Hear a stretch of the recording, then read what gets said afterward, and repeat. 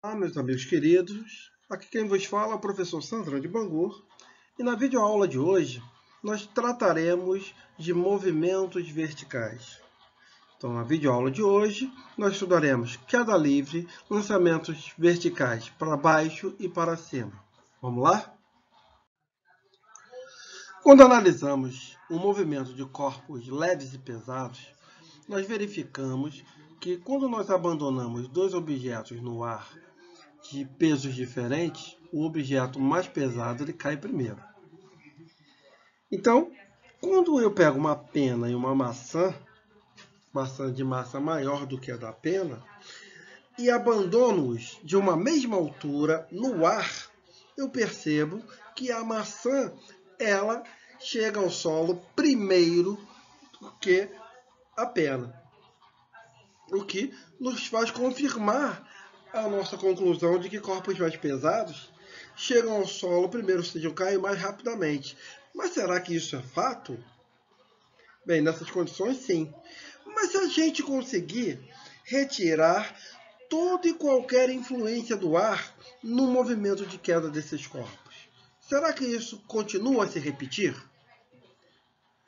Quando a gente pega a mesma pena e a mesma maçã e as levamos para o vácuo e as abandonamos de uma mesma altura simultaneamente, o que acontece agora é que tanto a pena quanto a maçã elas vão chegar ao solo no mesmo instante.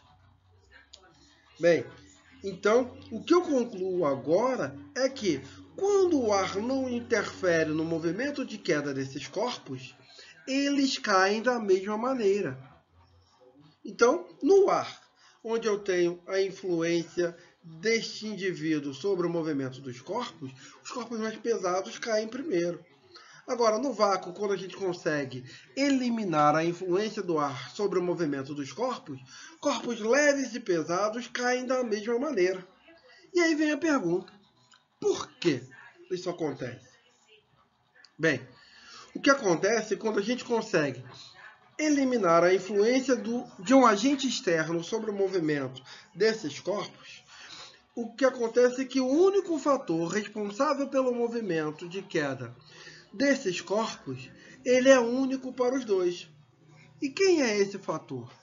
É a aceleração da gravidade. Então, os corpos caem porque eles sofrem efeitos da aceleração da gravidade. E o que é a aceleração da gravidade? É a aceleração com que a Terra puxa todos os corpos próximos à sua superfície e para o seu centro. Então, durante uma queda no vácuo, todos os corpos são acelerados da mesma maneira, com a mesma aceleração, a aceleração da gravidade. Então, a única aceleração que atua nos corpos sobre sem a influência do ar é a aceleração da gravidade. E a aceleração da gravidade, ela vale bem próximo de 9,8 metros por segundo ao quadrado. Mas, muitas das vezes, para facilitação, esse valor é arredondado para 10 metros por segundo ao quadrado. Ok? Então, vamos analisar agora o movimento de queda desses corpos. Quando um objeto ele é abandonado e cai sem influência do ar, nós dizemos que esse objeto ele está em queda livre. Então, qual é a característica de um movimento de queda livre? Então, a primeira característica é que este objeto ele é abandonado. Isso significa que ele começa o seu movimento a partir do repouso. E ele vai sendo acelerado devido à ação da gravidade o puxando para baixo, fazendo com que a cada instante a sua velocidade aumente durante a queda. Bem, a queda livre, ela nada mais é do que um movimento uniformemente variado, em uma única dimensão, vertical. E é possível determinarmos tempo de queda, altura de queda e velocidade com que esse objeto chega ao solo, de acordo com as equações que temos aqui ao lado. Então, é possível determinar a altura de queda de um objeto em queda livre usando a relação altura h é igual a gravidade g vezes tempo ao quadrado dividido por 2. Então, essa é a minha relação da altura de queda. H igual a gt ao quadrado sobre 2. Tempo de queda. O tempo de queda ele é derivado dessa equação da altura de queda, né? Só reestruturando essa equação da altura. Então, o tempo de queda ele vai ser raiz de 2 vezes a altura dividido pela gravidade. E a velocidade de queda? A velocidade de queda ela pode ser determinada pelo vegetal. Velocidade é igual a gravidade vezes o tempo. Ou usando a equação de Torricelli. Como ele parte do repouso, ou seja, velocidade inicial igual a zero, a velocidade final de queda desse corpo ela vai ser dada por raiz de 2 vezes a gravidade vezes a altura. Então, queda livre é um assunto bem tranquilo, bem pré-ridículozinho. Facinho. Compreenderam, meus queridos? E vamos nós. No lançamento vertical para baixo, o que nós temos de diferente em relação à queda livre é que na queda livre o objeto ele é abandonado, ele é largado, ele começa o seu movimento partindo do repouso, velocidade inicial zero. Já no lançamento vertical para baixo, esse movimento se dará provido de uma velocidade inicial. Então, esse cara ele já vai começar o seu movimento tendo uma velocidade que é diferente de zero.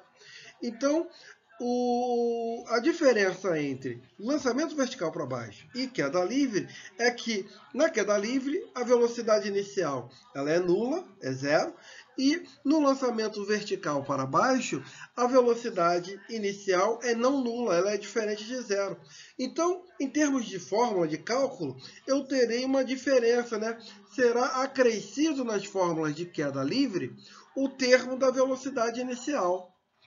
Então, analisando o movimento de queda, é possível calcular a altura de queda de um objeto lançado verticalmente para baixo utilizando a relação altura de queda é igual a velocidade inicial vezes tempo mais gravidade vezes tempo ao quadrado dividido por 2. Desta maneira, eu consigo calcular a altura de queda. Repare que entrou o termo V0T nessa equação, que quando eu tinha lá em queda livre, eu não tinha esse termo. Então entrou o termo da velocidade inicial nesse meu cálculo, porque lá a velocidade inicial era nula. E quanto à velocidade?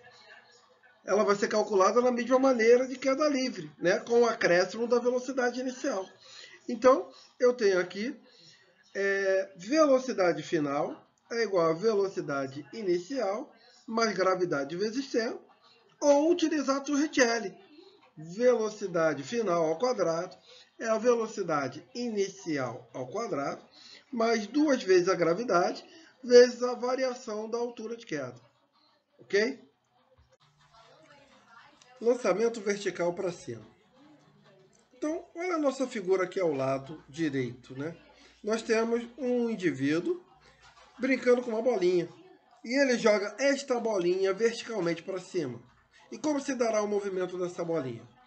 Ela vai subir até atingir uma altura máxima no ponto B, e aí ela retorna a mão do indivíduo no ponto C.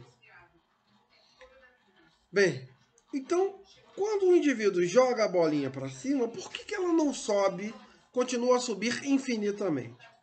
Porque essa bolinha ela está sob efeito da aceleração da gravidade, que é sempre vertical, puxando os corpos para baixo.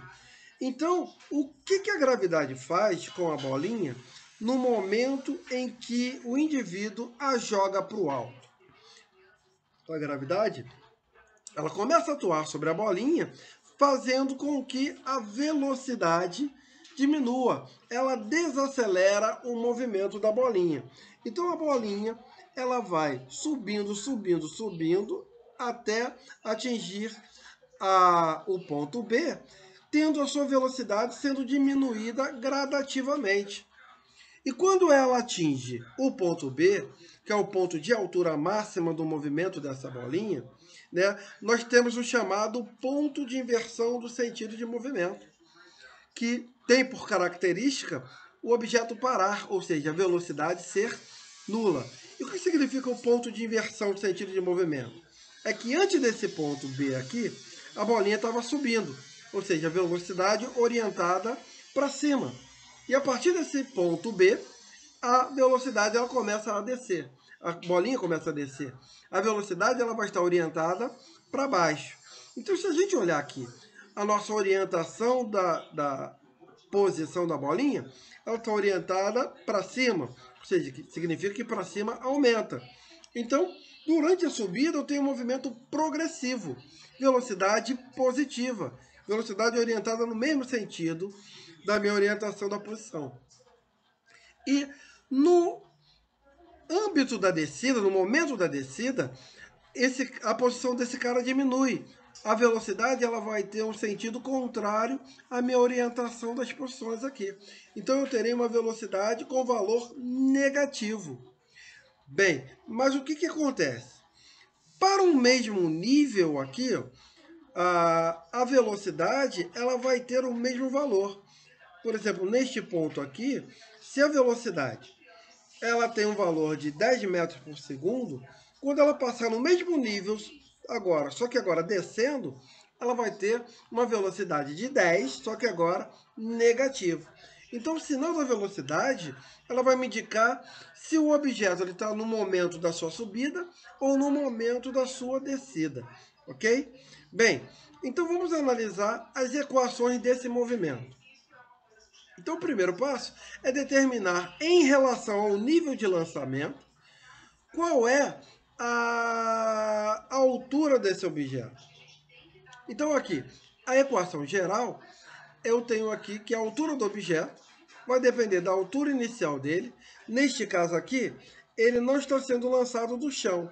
Então, a altura inicial dele seria exatamente a distância entre a mão do indivíduo, no momento do lançamento, e o chão. Essa seria a minha altura inicial. Velocidade vezes tempo, menos gt² sobre 2. Nas equações anteriores de queda livre e lançamento vertical para baixo, a gravidade era positiva. Agora ela é negativa, por quê? A minha orientação aqui para o movimento ela está orientada para cima. E na queda livre, no lançamento vertical para baixo, o meu referencial aqui da posição ela é orientada para baixo. Então, tudo que está para baixo nos outros movimentos é positivo. Agora, como eu alterei o meu referencial de posição e a gravidade é sempre vertical para baixo, ela é contrária a essa orientação. Então, se ela é contrária, a orientação contrária, indicada vetorialmente, é indicada pelo sinal de menos. Então, a minha gravidade aqui ela vai aparecer sempre com sinal negativo nas minhas equações. Ok? Então, a altura final é a altura inicial de lançamento, mais velocidade inicial vezes tempo, menos gravidade e tempo ao quadrado sobre 2. Dessa maneira, eu calculo a altura no modo geral. Velocidade. A velocidade ela vai ser dada pela função horária da velocidade. Velocidade final é igual a velocidade inicial menos gravidade vezes tempo. Ou, utilizando Torricelli, velocidade final ao quadrado é a velocidade inicial ao quadrado menos 2 vezes a gravidade vezes a variação de altura. Agora, nossas análises especiais, né? Se eu quiser determinar, a partir do lançamento, qual é a altura máxima atingida pelo objeto. Então, se eu tenho a altura inicial, a velocidade inicial e a gravidade, eu consigo determinar qual será a altura máxima atingida utilizando essa relação aqui. a altura máxima atingida, que na nossa figura é quando ele atinge o ponto B, ela vai ser dada pela altura inicial mais duas vezes, vamos voltar aqui, a altura máxima é a altura inicial mais velocidade inicial ao quadrado, dividido por duas vezes a gravidade. Agora, se eu quero calcular a altura máxima em relação à mão do indivíduo, então se eu quero calcular a altura máxima em relação a mão do indivíduo e não ao chão, o meu nível zero está na mão do cara. Ou seja, a minha altura inicial ela vai ser zero. Então, a minha altura máxima ela vai ficar reduzida a apenas velocidade inicial ao quadrado sobre duas vezes a gravidade. Agora, para o mesmo nível, o que significa o mesmo nível? A bolinha saiu da mão do cara, subiu, voltou à mão do cara. Então ela retornou à mão do cara, ela retornou ao mesmo nível. Então eu tenho o seguinte, que o tempo que ela leva para subir, esse tempo ele será igual ao tempo que ele gasta para descer. Ou seja, o tempo que leva para a bolinha sair da mão do indivíduo e chegar à altura máxima, esse tempo ele será igual ao tempo que a bolinha gastará para sair da altura máxima e retornar à mão do indivíduo. Então, como é que eu calculo esse tempo de subida ou de descida? Eu só dependo de dois fatores. Com que velocidade ela saiu e qual é a gravidade. Então, o tempo de subida, que é igual ao tempo de descida, ambos serão calculados da mesma forma, que será velocidade inicial sobre a gravidade. E se eu quiser saber qual é o tempo total, ou seja, o tempo que levou para a bolinha sair da mão do cara e retornar à mão dele? Bem, como o tempo de subida é igual ao tempo de descida, o tempo total ele vai ser tempo de subida mais o tempo de descida.